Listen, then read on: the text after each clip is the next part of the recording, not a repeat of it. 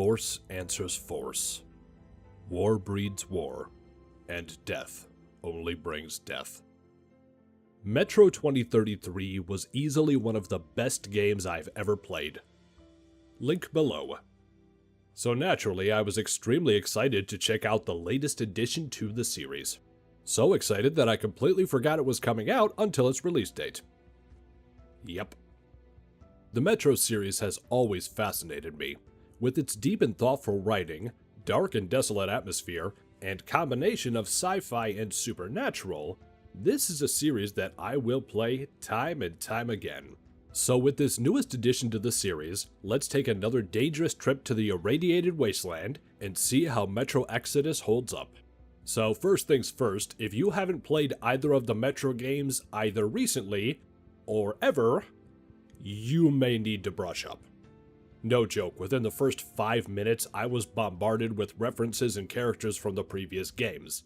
And even after playing through both games multiple times, I was just sitting there thinking, who were you again?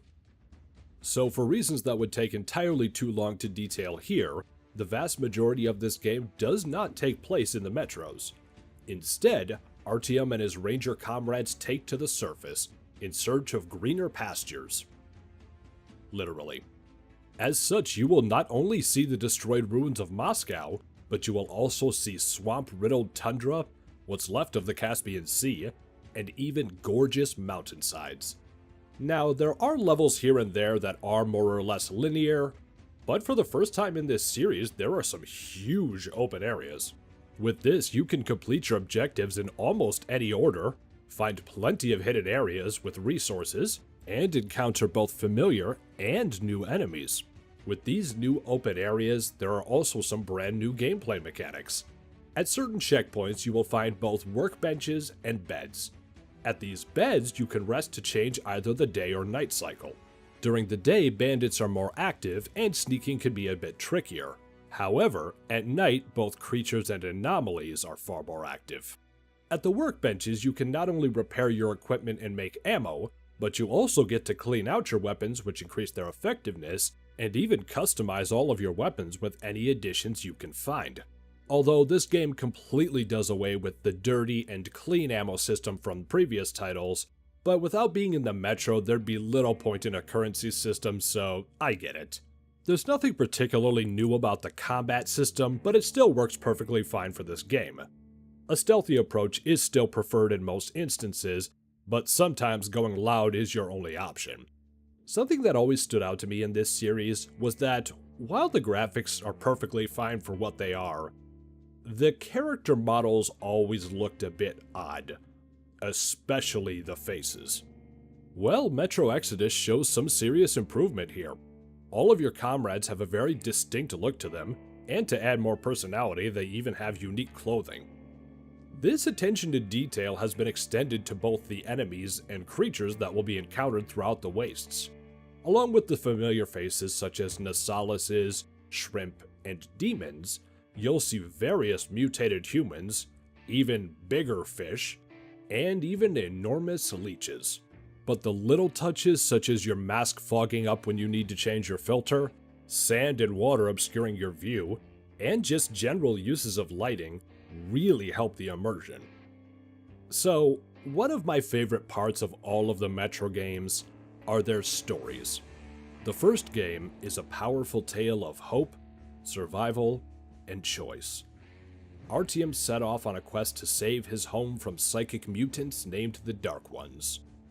The second game follows him as he befriends a Dark One child and attempts to stop a deadly plot by the Neo-Communists. And somehow I did not hear a single reference to the Dark Ones in this entire game.